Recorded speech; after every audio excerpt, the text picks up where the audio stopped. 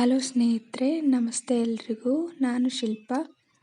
ನಾನಿಲ್ಲಿ ಬಾಯ್ಲರ್ ಕೋಳಿ ಚಿಕನ್ ಸಾಂಬಾರು ಮಾಡೋ ವಿಧಾನನ ತೋರಿಸ್ತಾ ಇದ್ದೀನಿ.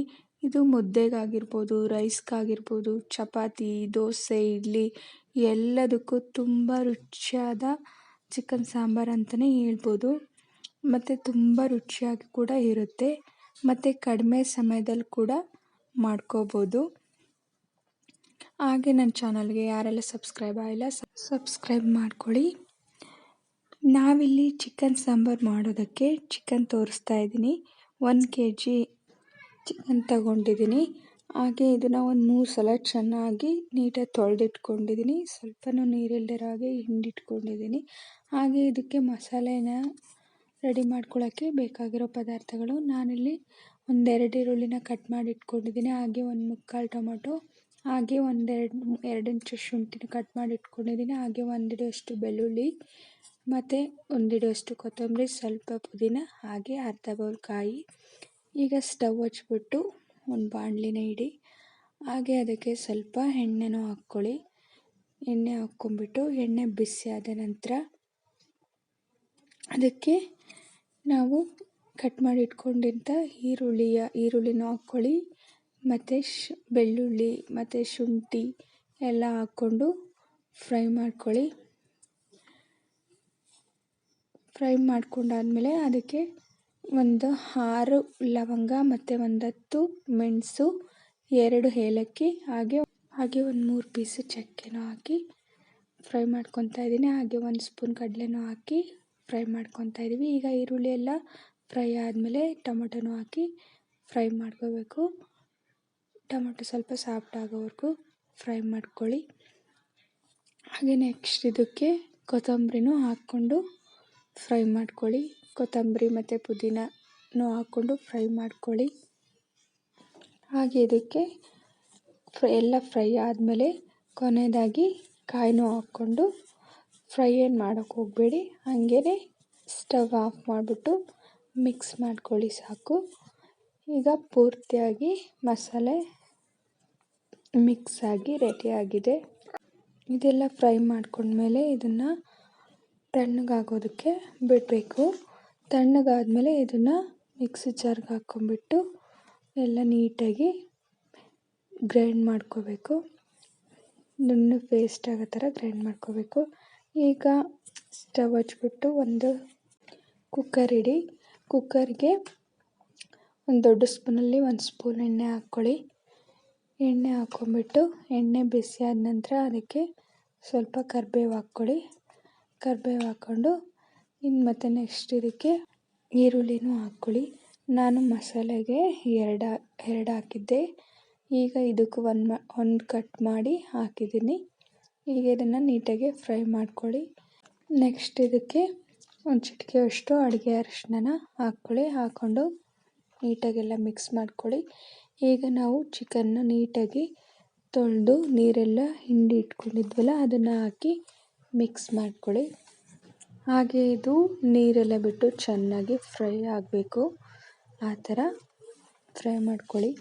ಹಾಗೆ ನೆಕ್ಸ್ಟ್ ಇದಕ್ಕೆ ಚಿಕನಿಗೆ ಎಷ್ಟು ಬೇಕಾಗುತ್ತೋ ಅಷ್ಟು ಉಪ್ಪನ್ನು ಸೇರಿಸಿ ಮಿಕ್ಸ್ ಮಾಡ್ಕೊಳ್ಳಿ. ಮಿಕ್ಸ್ ಮಾಡಿಕೊಂಡು ಫ್ರೈ ಮಾಡಬೇಕು. ಸ್ನೇಹಿತರೆ, ನೀವು ಕೂಡ ಈ ವಿಧಾನದಲ್ಲಿ ಒಂದು ಸಲ ಬಾಯ್ಲರ್ ಕೋಳಿ ಸಾಂಬಾರು ಮಾಡಿ ನೋಡಿ. ಖಂಡಿತವಾಗ್ಲೂ ಚೆನ್ನಾಗಿರುತ್ತೆ.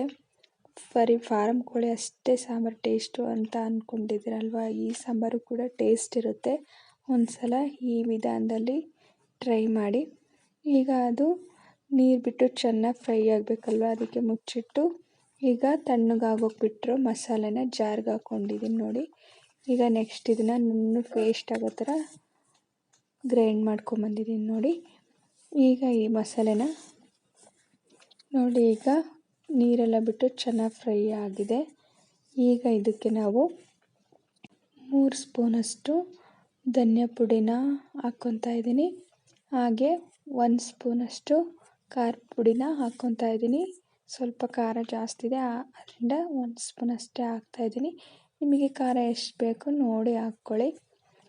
ಈ ರೀತಿ ಹಾಕೋದ್ರಿಂದ ಉಪ್ಪು ಖಾರ ಚಿಕನಲ್ಲಿ ಚೆನ್ನಾಗಿ ನೀಟಾಗೆಲ್ಲ ಹರಡ್ಕೊಂಡು ಚೆನ್ನಾಗಿರುತ್ತೆ ಟೇಸ್ಟು. ಈಗ ಮತ್ತೆ ಇದನ್ನು ಮುಚ್ಚಿಡಿ, ಹೈ ಫ್ಲೇಮಲ್ಲೇ ಇಟ್ಕೊಳ್ಳಿ, ಮಧ್ಯೆ ಮಧ್ಯೆ ತಿರುಗಿಸ್ತಾರೆ. ನೋಡಿ ಚಿಕನ್ನು ಈಗ ಎಣ್ಣೆ ಎಲ್ಲ ಬಿಟ್ಟು ಫ್ರೈ ಆಗಿದೆ ನೋಡಿ. ಈಗ ಇದಕ್ಕೆ ಮಸಾಲೆನ ಸೇರಿಸ್ಕೊಳ್ಳಿ. ಮಸಾಲೆನ ಸೇರಿಸ್ಕೊಂಡೆಲ್ಲ ನೀಟಾಗಿ ಮಿಕ್ಸ್ ಮಾಡ್ಕೊಳ್ಳಿ. ಮಿಕ್ಸ್ ಮಾಡ್ಕೊಂಬಿಟ್ಟು ನಿಮಗೆ ಎಷ್ಟು ನೀರು ಬೇಕು ಅಷ್ಟು ಹಾಕ್ಕೊಳ್ಳಿ. ನಿಮಗೆ ಗ್ರೇವಿ ಥರ ಬೇಕು ಅಂದರೆ ಸ್ವಲ್ಪ ನೀರು ಹಾಕ್ಕೊಳ್ಳಿ, ಇಲ್ಲ ಸ್ವಲ್ಪ ಮೀಡಿಯಮಲ್ಲಿ ಅಂದರೆ ಸ್ವಲ್ಪ ನೀರು ಹಾಕ್ಕೊಳ್ಳಿ, ಇಲ್ಲ ಇನ್ನು ಸ್ವಲ್ಪ ತೆಳು ಬೇಕಂದರೆ ಜಾಸ್ತಿ ನೀರು ಹಾಕ್ಕೊಳ್ಳಿ. ನೋಡಿ ನಿಮಗೆ ಹೇಗೆ ಬೇಕೋ ಹಾಗೆ ನೀರು ಹಾಕ್ಕೊಳ್ಳಿ. ನಾನಿಲ್ಲಿ ಮುದ್ದೆ ಮತ್ತು ರೈಸ್ಗೆ ಮಾಡ್ಕೊತಾ ಇರೋದು, ಹಾಗಾಗಿ ಸ್ವಲ್ಪ ತೆಳುಗಿರಲಿ ಅಂತಲೇ ನೀರು ಹಾಕ್ಕೊಂಡಿದ್ದೀನಿ. ಈಗ ಇದಕ್ಕೆ ಆವಾಗಲೇ ಸ್ವಲ್ಪ ಉಪ್ಪು ಹಾಕಿದ್ದೀವಿ ಅಲ್ವಾ, ಈಗ ಇನ್ನೊಂದು ಸ್ಪೂನ್ ಹಾಕ್ತಾಯಿದ್ದೀನಿ. ರುಚಿಗೆ ತಕ್ಕಷ್ಟು ಹಾಕ್ಕೊಳ್ಳಿ ನೀವು ನೋಡಿ. ನೀಟಾಗೆಲ್ಲ ಮಿಕ್ಸ್ ಮಾಡ್ಕೊಳ್ಳಿ. ಸ್ನೇಹಿತರೆ ನೋಡಿ, ಇದು ನೀವು ಚಪಾತಿಗಾಗಿರ್ಬೋದು, ಇಡ್ಲಿಗಾಗಿರ್ಬೋದು, ದೋಸೆಗಾಗಿರ್ಬೋದು, ಮುದ್ದೆ ರೈಸು ಎಲ್ಲದಕ್ಕೂ ತುಂಬಾ ಚೆನ್ನಾಗಿರುತ್ತೆ. ಈಗ ಇದನ್ನು ಕುಕ್ಕರ್ ಮುಚ್ಚಳನ ಮುಚ್ಚಿಬಿಟ್ಟು ಒಂದೇ ಒಂದು ವಿಸಲ್ ಹಾಕ್ಸಿ ಸಾಕು. ಮೊದಲೇ ಸ್ವಲ್ಪ ಫ್ರೈ ಆಗಿದೆ ಅಲ್ವಾ. ಈಗ ನೋಡಿ ಏರ್ ಹೋಗಿದೆ, ಏರ್ ಬಿಡ್ತಾ ಇದ್ದೀನಿ ನೋಡಿ. ಚಿಕನ್ ಸಾಂಬಾರು ರೆಡಿಯಾಗಿದೆ, ಬಾಯ್ಲರ್ ಕೋಳಿ ಚಿಕನ್ ಸಾಂಬಾರು ರೆಡಿಯಾಗಿದೆ ನೋಡಿ. ತುಂಬ ಅಂದರೆ ತುಂಬ ರುಚಿಯಾಗಿರುತ್ತೆ ಸ್ನೇಹಿತರೆ. ಈ ವಿಧಾನದಲ್ಲಿ ಒಂದು ಸಲ ಮಾಡಿ ನೋಡಿ, ನೀವು ಹೇಳ್ತೀರಾ ನಿಜ ಚೆನ್ನಾಗಿರುತ್ತೆ ಅಂತ. ಸ್ನೇಹಿತರೆ ಇವತ್ತಿನ ವಿಡಿಯೋ ಇಷ್ಟೇ. ಈ ವಿಡಿಯೋ ಇಷ್ಟ ಆದರೆ ಪ್ಲೀಸ್ ಒಂದು ಲೈಕ್ ಮಾಡಿ, ನಿಮ್ಮ ಫ್ರೆಂಡ್ಸು ಫ್ಯಾಮಿಲಿ ಮೆಂಬರ್ಸ್ಗೆಲ್ಲ ವಿಡಿಯೋನ ಶೇರ್ ಮಾಡಿ, ಲೈಕ್ಸ್ ಮಾಡಿ, ಕಮೆಂಟ್ಸ್ ಮಾಡಿ. ನಾನೊಂದು ಬೌಲ್ಗೆ ಸರ್ವ್ ಮಾಡ್ಕೊಂಡು ತೋರಿಸ್ತಾ ಇದ್ದೀನಿ ನೋಡಿ. ಚಿಕನ್ ಸಾಂಬಾರು ರೆಡಿಯಾಗಿದೆ ನೋಡಿ ಸ್ನೇಹಿತರೆ. ನೀವು ಈ ವಿಧಾನದಲ್ಲಿ ಒಂದು ಸಲ ಟ್ರೈ ಮಾಡಿ, ತುಂಬ ರುಚಿಯಾಗಿರುತ್ತೆ.